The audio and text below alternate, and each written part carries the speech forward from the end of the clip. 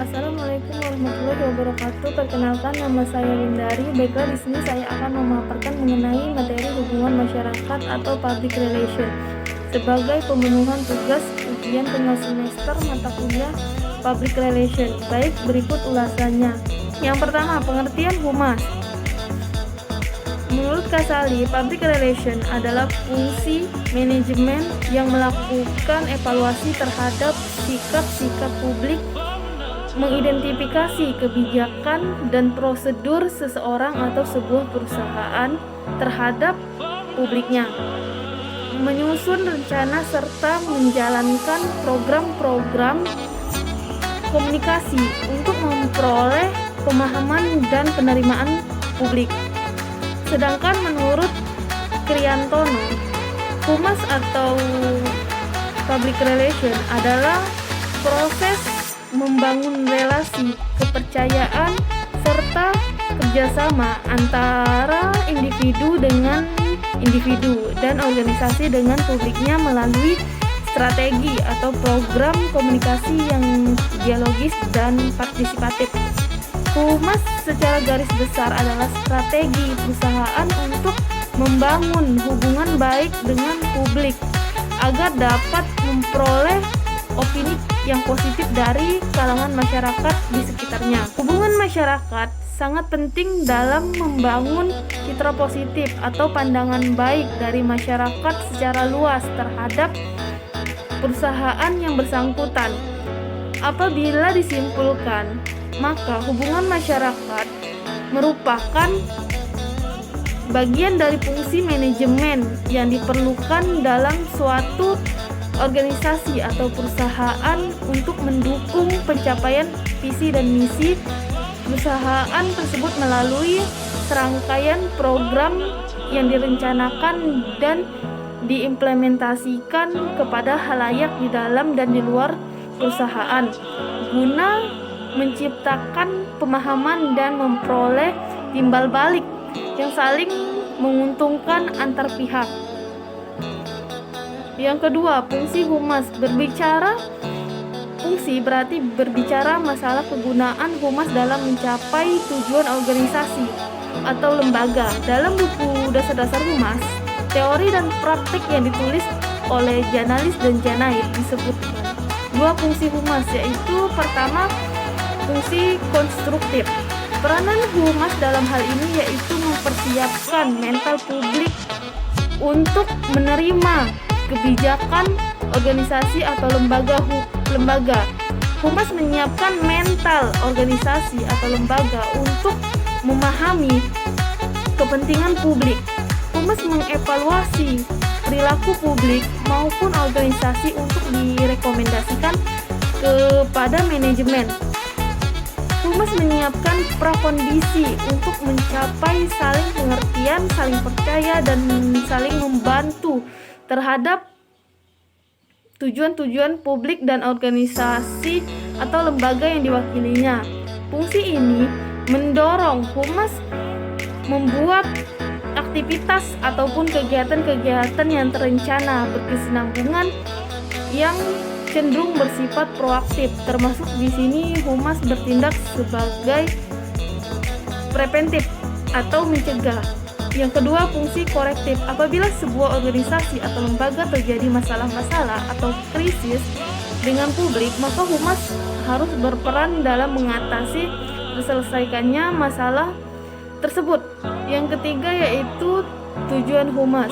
Humas pada hakikatnya adalah aktivitas, maka sebenarnya tujuan humas dapat dianalogikan dengan tujuan komunikasi, yakni adanya penguatan dan perubahan kognisi, afeksi, dan perilaku komunikasinya. Keempat yaitu prinsip humas. Prinsip hubungan masyarakat atau humas diantaranya yaitu pertama, hubungan masyarakat bekerja atas dasar fakta, bukan fiksi. Yang kedua, humas adalah sebuah pelayanan sosial, bukan pelayanan personal. Yang ketiga, humas harus mewujudkan program kegiatan untuk mencari dukungan masyarakat atas kebijaksanaan dan program lembaga yang diwakilinya. Yang keempat, humas tidak boleh melakukan penipuan maupun membohongi media massa. Yang kelima, humas harus menjadi komunikator yang efektif dalam artian sebenarnya. Dan yang terakhir, humas melandaskan kegiatannya harus pada penelitian ilmiah di bidang pendapat umum. Selanjutnya yaitu yang kelima, tugas humas. Tugas humas sebagai bagian dari sebuah perusahaan tentunya turut memegang peran yang cukup penting. Humas berperan dalam membentuk citra organisasi yang baik dan menyampaikan informasi tentang organisasi kepada publik, pelanggan, ataupun investor. Bila kita bertugas sebagai seorang humas atau PR, maka sebuah perusahaan sudah seharusnya kita turut berperan dan bertanggung jawab dalam membangun serta mempertahankan reputasi citra perusahaan. Kita juga sudah seharusnya turut membangun dan mempertahankan jalinan komunikasi yang lancar dan baik serta bermanfaat dengan berbagai pihak yang terkait dengan perusahaan, yaitu manfaat humas. Di dalam pengertian humas sudah disinggung sedikit mengenai manfaat dari humas. Berikut adalah beberapa manfaat dari humas atau hubungan masyarakat, antara lain yaitu identitas perusahaan. Staf humas di dalam perusahaan bertugas untuk menciptakan identitas perusahaan. Tugas ini penting karena menyangkut segala aspek yang merupakan bagian penting dari komunikasi dalam berorganisasi. Yang kedua, krisis. Humas akan membantu sebuah perusahaan di saat sedang mengalami krisis dan membantu perusahaan akan menjadi divisi yang bertugas dalam manajemen krisis dalam organisasi yang berhubungan dengan masyarakat. Yang ketiga, hubungan parlemen. Organisasi membutuhkan humas dalam melaksanakan hubungan dengan pemerintah, parlemen, dan juga birokrat dalam instansi pemerintahan. Yang keempat, penerbitan desktop. Manfaat humas sebagai penerbitan desktop sangat penting pada sebuah organisasi, karena organisasi membutuhkan operator komputer yang berdedikasi ketimbang editing konvensional. Yang kelima, public relation finansial. Organisasi juga membutuhkan konsultan humas yang terkhusus beraktivitas dalam bidang finansial dan keuangan. Aktivitas ini dilakukan untuk mendukung rencana perusahaan klien agar turut serta di bursa saham atau memberikan dukungan saat membuat laporan keuangan tahunan. Yang terakhir yaitu contoh humas. Yang pertama, humas penegak hukum. Contoh penerapan yang pertama adalah adanya humas penegak hukum. Dalam prosesnya, humas memiliki fungsi dan peran untuk mendengarkan dan juga tanggap terhadap kepentingan umum, sehingga para penegak hukum dapat membantu masyarakat dengan baik. Ini juga merupakan bagian dari fungsi humas dalam lembaga pemerintahan.